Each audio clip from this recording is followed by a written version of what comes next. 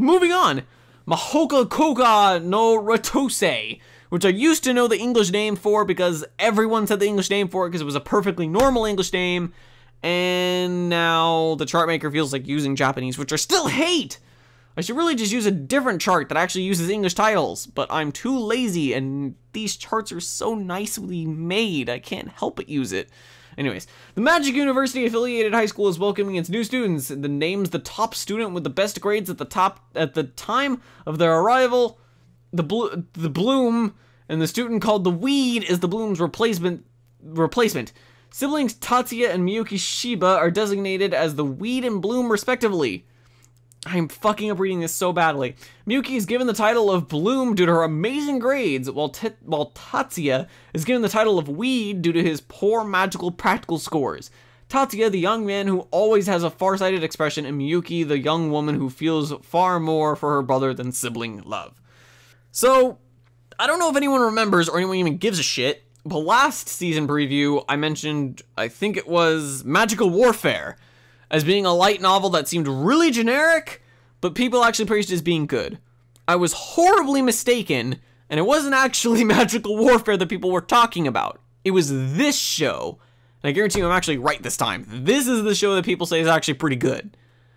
I'm gonna bite my fist. I'm gonna eat my words later when I figure out that I'm wrong again. But as far as I'm aware of, this is actually the one people were talking about.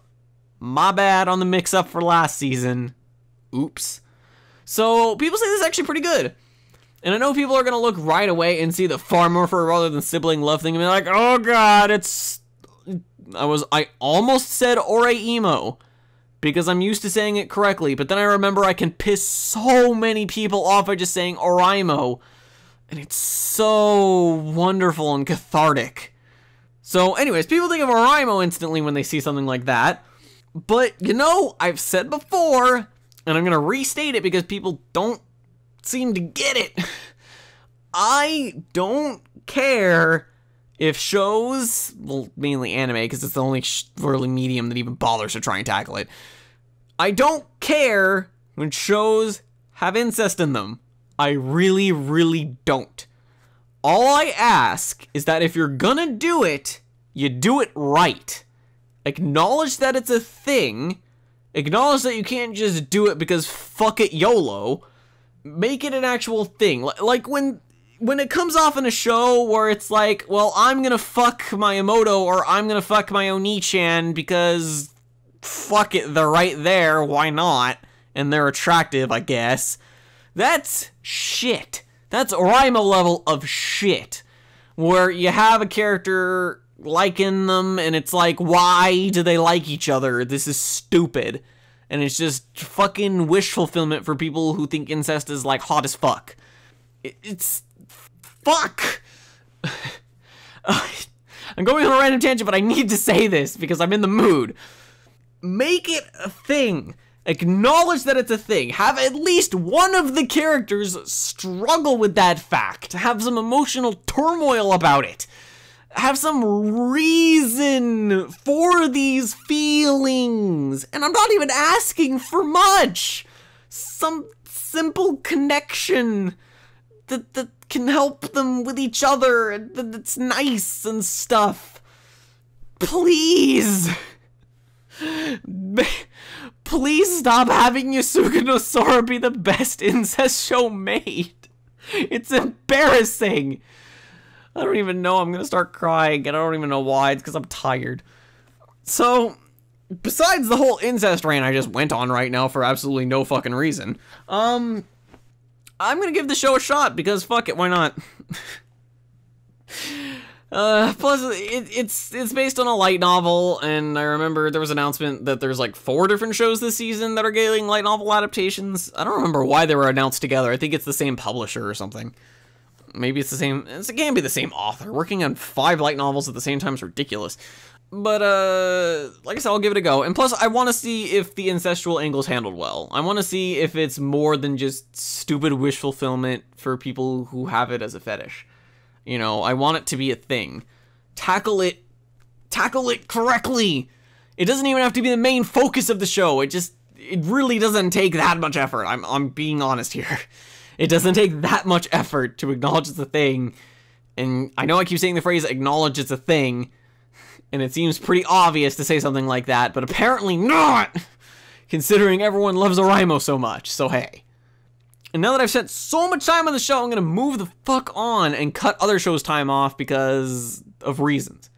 So, next we have Seikoku no Dragonar, which has the word dragon in it, so it's cool. Learning to ride and tame dragons comes easy to most students at Ansariven Dragonar Academy, except for first-year student Ash Blake. Poor Ash is the laughingstock at school because despite his unfashionably large star-shaped brand that marks him as a future Dragon Master, he has nothing to show for it. His dragon has never appeared. One fateful day, though, Ash's dragon awakens in full glory, but appears different than any dragon he's ever seen before, in the form of a beautiful girl! What's worse, Ash soon discovers that this new dragon has added to despair as she promptly informs him that she is the master and he the servant. So, I may have to already eat my words, because this may actually be the light novel everyone's saying is better than the synopsis makes it sound. Maybe both, I don't know. Again, it's one of those things where, like, it doesn't even mean anything when people are like, oh, it's better than it lets on. And it's like, well, you're definitely a reputable source when it's just some random person. I'll give it a shot. Fuck it. I'm a masochist. I like giving light novel adaptations a shot because I'm biased, because Shanna is the best thing ever made, and that was based on a light novel, so light novels aren't in their prime anymore. But I'm waiting for the inevitable resurgence of the light novels to be the superior medium to be adapted from, which isn't really gonna happen because Silver Spoon just finished airing its second season and it was fucking amazing. I just finished watching it right before recording this. So good. Seriously, if you have not watched Silver Spoon, you need to watch Silver Spoon. You have to. Like, characters written so well. I wish every show could have characters written that well.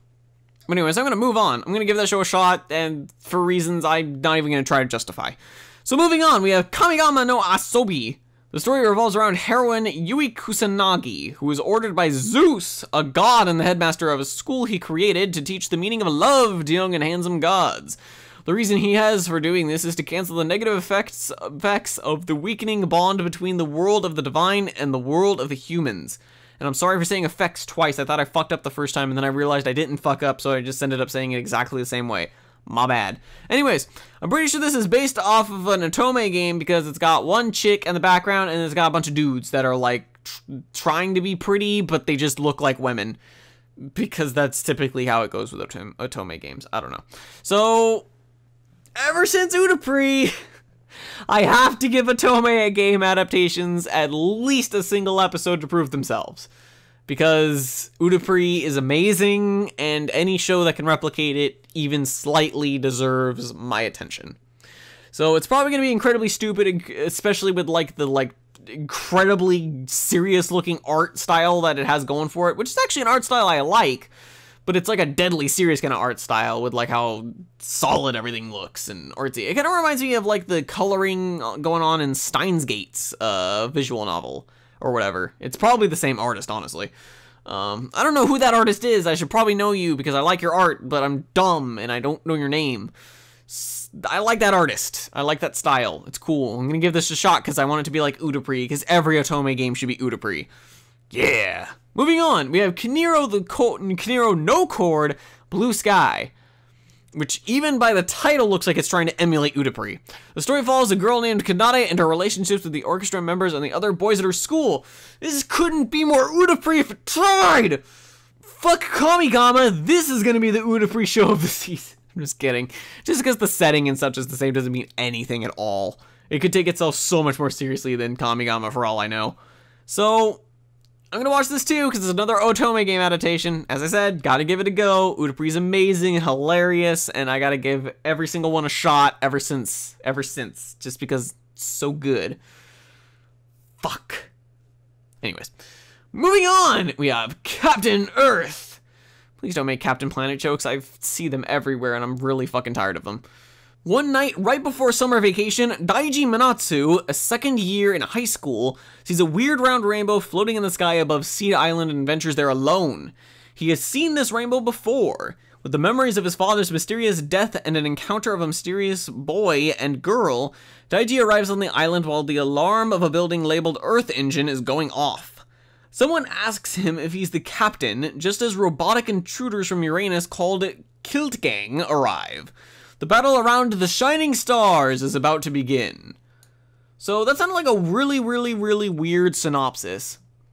And it's going to make a lot more sense to you, although you probably already know this if you know the show at this point. When I tell you that this is the exact, maybe not the exact, but the main staff is the same crew that worked on Star Driver. And it's also the same director and scriptwriter combo that made Revolutionary Girl Utena, and I believe they also did Mamoru Penguin Drum. I was hoping by this point I could say various things right now in regards to the crew having made Star Driver and now they're doing this show. But my video for Star Driver that I'm letting out of the bag right now, I'm making a video on Star Driver, isn't out yet because it's behind because I'm doing so many things, and you'll see how many things I'm doing as they start coming out. I'm working on all these things at once. I'm working on this. I'm working on that Star Driver script as I'm talking right now. And then the main thing I'm working on will be the first thing you see and may already be out before this video. I don't know what order things are coming out in because I have so many things I'm doing. I don't even know. But the main point is, I have a very deep love for Star Driver. And I'm not going to go into why, because that's what the fucking video is for that I'm working on. So I'm not going to bother going into details, but all I'm going to say is I adore Star Driver. And all the crew are working on Captain Earth now, so I am actually incredibly hyped for Captain Earth.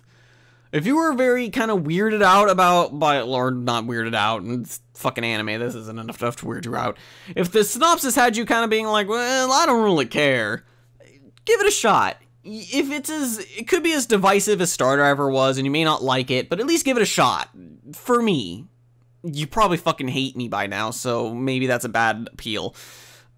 Give it a shot for, I don't know, please, for me. I'm gonna hope you don't hate me still. Just do it for me. And honestly, the thing I'm most hyped for is the soundtrack.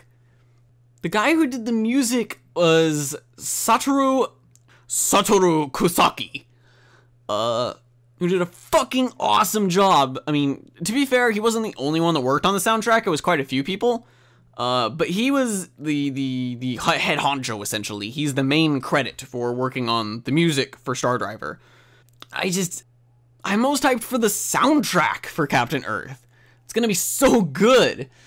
At least I hope so. He actually, Satoru Kusaki, guy I just credited for the music for Star Driver, said a while ago he was going on hiatus because he had health issues, because dude seriously works to the bone. Like I said, Star Driver is one of my favorite soundtracks, but honestly, this guy does so many different styles of music, it's unbelievable. Like the number of shows he's worked on, music-wise, like he's done the Bakemonogatari and Nisei Monogatari music, he's done, like, A-Channel, he did Horo Musiko, also known as Wandering Sun, he did Kanagi's music, he did Lucky Star's music, all kinds of different shows. He did the music for fucking Oraimo, of all things. It's insane the number of different shows he's done the music for, including the Haruhi series. I'm literally just scrolling through these, so I'm just listing them as I see them. There's so many different styles at work here of music that he's done. I mean, admittedly, there's kind of similar threads to a fair chunk of them, but still, he's done so many different shows that have different tones and has done music for all of them. Dude's crazy. He's probably done even more than are listed here. So yeah, I'm really hyped for Captain Earth for various reasons, and I keep wanting to cut it short because I want to save a lot of them for my fucking Star Driver video, but I keep talking about them because I'm stupid and I don't know how to shut myself up. So I'm just gonna move on. Next we have Soredemo Sekai wa Utsukushii, which is the story revolves around Nike. It's probably Nike, but I'm gonna keep saying Nike. Story revolves around Nike, the princess of the Rain Dukedom, who has a mysterious power. She can control rainfall. After losing a game of rock, paper, scissors to her older sisters, she is forced to marry the king of the Sun Kingdom, Livius I. Livius conquered the world in 3 years and is known as the Dreadful King. However, when Nike meets him for the first time, she finds to her surprise that he is a boy younger than she is. Livius abruptly asks Nike to call forth a rain, and when she refuses, he has her thrown in jail. The story follows the two who, while at first are a married couple only in name, gradually begin to establish an emotional bond with one another. See, this is the kind of show I can get behind. People being thrown together due to various circumstances, and they fucking hate each other. And then they, over time, learn to actually care about one another. It can also, to be fair, draw the line between absurdity, and by absurdity, I mean kind of offensive in a way. Like, shit can get a little... What's the phrase I'm looking for, or just explanation I'm looking for? Seeing people bond despite their differences is neat, but kind of making people forgive each other's horrible behaviors for shitty reasoning just so they can get closer is bad. The developments have to be well done too. The developments in and of themselves only go so far.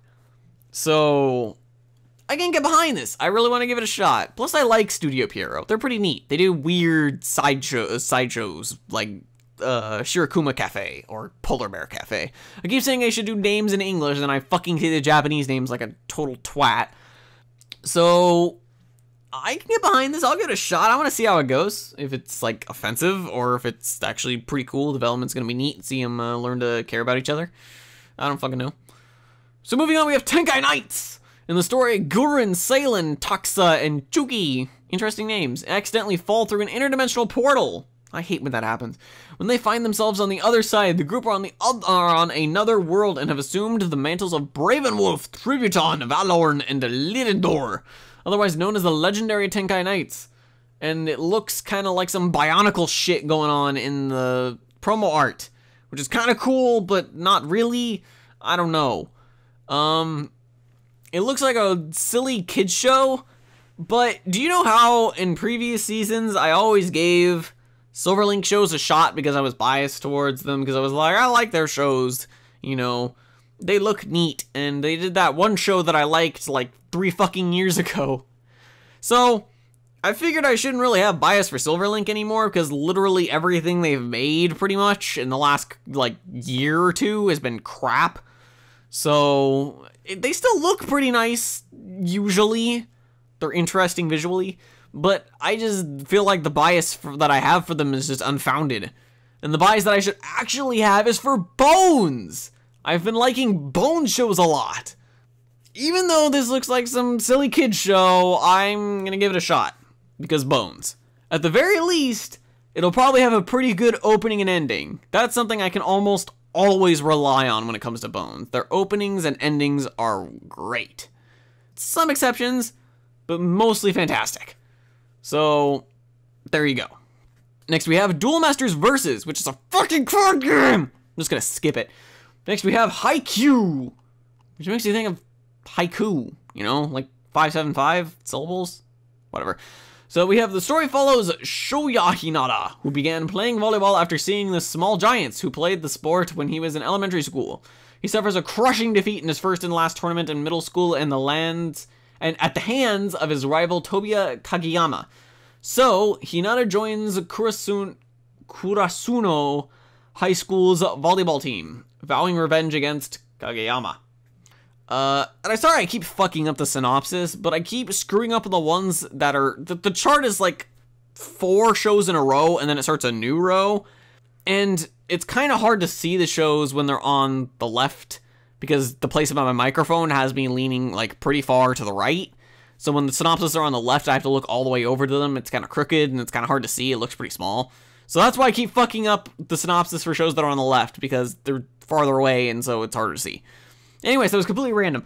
Haikyuull is a show that seems to be gauging or trying to follow in the popularity of Kuroko no Basket, which is fine and dandy. I actually haven't watched Kuroko no Basket at all, but based on things I've just heard about it, it seems like it fully deserves the popularity it gets. It's really cool. I saw one of the openings for season 2 of Kuroko no Basuke, and that shit looked cool. Just based on that opening, I wanted to watch the show. So this seems like a show that's following in a similar kind of vein. It's probably going to carry itself decently differently, but just the promo art itself makes me think of Kuroko no Basuke. Just kind of the poses they're making and the style of it. So it seems like that's kind of what it's going for. It could be entirely different for all I know, but that's just what the promo art's giving me vibe-wise. So hey. Next we have Baby Steps. The story follows I-chan. I'm gonna say I-chan, I don't fucking know. It's probably E-chan or some shit. A punctual and earnest boy who has strived for straight A's since elementary school. The 15-year-old high school boy stops by a tennis school to deal with his lack of exercise. There he meets Natsu, a beautiful, earnest girl who only has passion for tennis. In turn, he awakens a deep passion for tennis within himself. Wait, so does that mean he only gives a shit about tennis because he wants to get in those girls' pants? I don't know. But it's another heavy sports show that doesn't seem like style-wise it's going to be as close to Kuroko no Basuke as something like Haikyuull is. But it could still be pretty interesting. Maybe even more interesting than Haikyuull. Maybe Haikyuull will fail in its attempts. I don't know. Ow, I hit my hand for like the third fucking time on my keyboard. Fuck, I need to stop moving my hands around when I'm saying these things. It's not like anyone can see what I'm doing anyways. So it's cool, and it's been a while since there's been like a cool tennis show, you know, other than like Prince of Tennis. And the only thing people ever need to know about Prince of Tennis is the fucking movie where his special move made the dinosaurs go extinct. That was fucking amazing. So here's tennis of intense sports, I guess. I don't know if it's going for a Kuroko no Basuke vibe. The promo art doesn't seem like it, but for all I know, it could be going more vibe-wise for it than fucking Haikyuull is. Promo art can be very, very misleading. So, hey. Next, we have season fucking 5 quadrillion of Yu-Gi-Oh! No one cares anymore. I shouldn't say that. Plenty of people still care about Yu-Gi-Oh! But it'll never be as good as the first season was. I shouldn't say that either. The first season had pretty awful shit at times. I don't know. Yu-Gi-Oh! Just gets more and more absurd each generation, I feel. And I just don't care anymore. Ever since, like, I gave the second season a shot with fucking GX, and that was stupid. Jane was a terrible protagonist, so I stopped caring afterwards. So hey, if you like Yu-Gi-Oh! Still, here's more for you. If not, like, you're like me, whatever. So next we have Gokukoku no Brynhildr. And I like Brynhildr because that's the name of the server I play Final Fantasy XIV on. Or I should say, did play Final Fantasy XIV on. My subscription expired, and I'm not renewing that shit until I get a bunch of videos done, because that thing was just making me get so far behind. It was unbelievable. Anyway, synopsis time. The story revolves around high school boy Ryota Murakami, who cannot forget his female childhood friend whom he let die in an accident. Well, that's fucking morbid. Feeling that he must fulfill their promise of proving the existence of aliens, he has continuously looked up at the sky as a member of the astronomy club. One day, a girl named Neko Kuraha, who looks exactly like his childhood friend, appears as a transfer student. It turns out that she is a magic user that has run away from a research lab. I can get behind this shit! I normally don't have things that I really care for, like, specifically for a show. I've always followed the philosophy, people don't know what they want until you give it to them. So whenever people have whenever I'm giving video game wise to give an example here, like when people throw out concepts for a video game and then people are like, oh, you should do this to add to it, it'll be so cool, and, you know, add to this and it'll be neat, and like fans and, like, you know, consumers generally give out ideas for what it should be like, and then if you follow those ideas and it releases it, and then the consumers are like, this is fucking shit, you shouldn't have followed my advice. It was, well, they don't take any blame themselves, but they're just like, it's awful, you made a terrible game, fuck you. Where am I going with this? I'll explain. Show-wise, you shouldn't really look for specific themes or anything to go by, because they can be told so differently and all the other shit. So just because a certain theme is going about, it doesn't really mean anything. But there is one theme that I am always continuously fascinated by, and probably give the most leeway to, although I'm still decently strict about it, is loss. And this may sound weird coming from someone who hates the shit out of the first season of Clannad. Like, Fuko's finale is stupid. But people dealing with loss, especially when shit starts popping up and they're like not sure if it's an illusion, or like maybe they're, you know, maybe they aren't actually an incarnation, and, you know, they kind of having, it's not so much dealing with loss, it's the need to let go. And which is why I kind of hate, this is why it's a double-edged sword for me. I believe firmly in letting go of troubles in your past.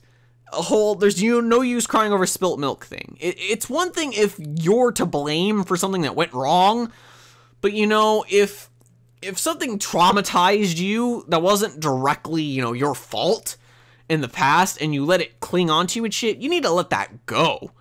You know, you gotta let it go. And that's the kind of thing I like to see people get over it. I get involved. I'm like, you gotta let it go, man. You gotta live your life. Stop living it for some non-existent, well, she's not non-existent, but she's dead now, person now. She doesn't want you to live like this. Live your own life. So it's kind of double-edged when the moral of the story is like, oh, you should totally never let go of your dead friend's wish. And it's like, fuck! Let them live their life! So, I guess I'm normally very open morally in regards to what a story wants to say. So, even if it doesn't align with what I think, I can generally go along with it and agree with it if it does it well. Not necessarily agree with it if it does it well, but think the show is good if it does it well, even if I don't agree morally. But this is just one of those things where I like to see people getting over their past trauma and issues, and they need to, you know, whether they have to work for it like it's a consistent thing, they gotta deal with like the darkness inside themselves, or, you know, something like this with the dead friend, and just letting it go. And I know I'm repeating myself, and I'm sorry, but I really do like this theme, and this is, people mentioned before, question-wise, like, things I like to see, and I'm always like, I don't know, I like everything. But this just reminded me, I do like this kind of theme. And so I'm really hopeful that this goes in a good way, and the animation just off the promo art looks nice. So, that long-winded speech that wasted a fucking ridiculous amount of time I'm gonna hate myself for later means I'm gonna watch the show, and I have pretty high expectations for it, even though I didn't even know it existed until like a minute ago. Good on you, Gokukoku. Kick ass. I hope. So moving on, we have Love Alive! School Idol Project second season, which is the second season, so I don't have to read the synopsis. And I can say that I didn't watch the first season, so I'm not gonna watch the second season. If you watched the first season, here's your second season. If you watched the first season and you didn't like the first season, you don't have to watch the second season. But if you like the first season, here's your second season. And with that, I can move on! It's so easy! We have Broken Blade, which is a recompiled version of all 6 Break Blade films. The updated 12-episode television version of these 2010 and 2011 films will add previously unanimated scenes such as the battle to the death between the gifted warrior Gears and the specially selected Spartan robot unit. So, for those of you who don't know, as the synopsis said, back in 2010-2011, every 3 months, something like that, Production IG and Zebek, I believe it's the same studios that are doing the TV ones, released movies, and I believe there were like full-length movies, like an hour to an hour and a half, essentially, of Broken Blade. There were 6 of them.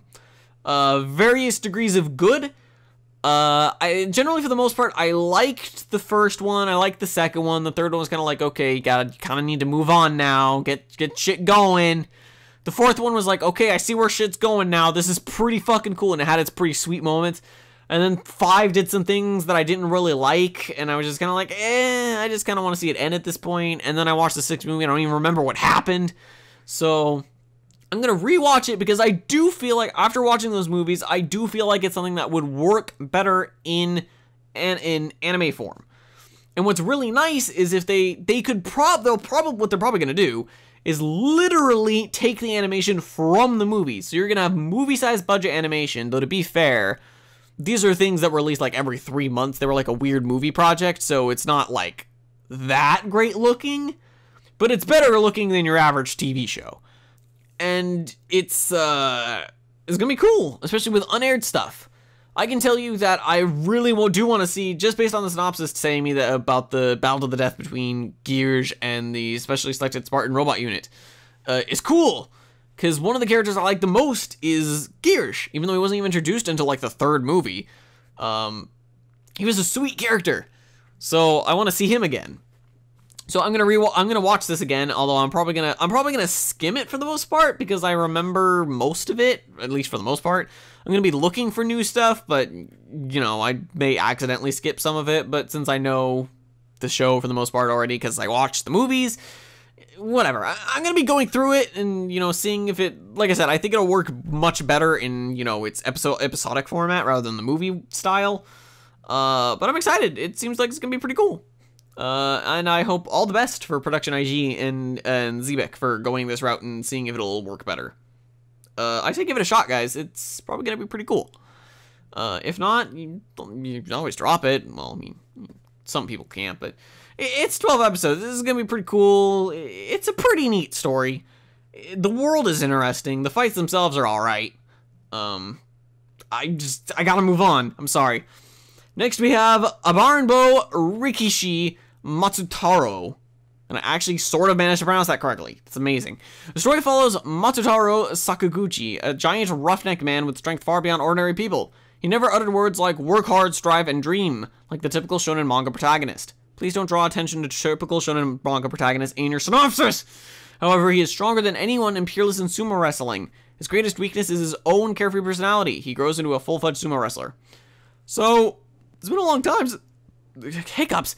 It's been a long time since there's been a show about a sumo wrestler, because sumo wrestling is kind of dying out. It's extremely unhealthy to eat yourself that large, along with many other issues.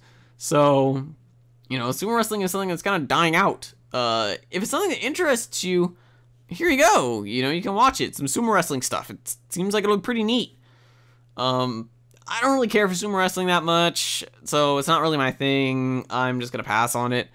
But like I said, if you're even slightly interested in sumo wrestling, or just the perspective on sumo wrestling based in this current day and age where there's hardly no content based on it out, then here you go.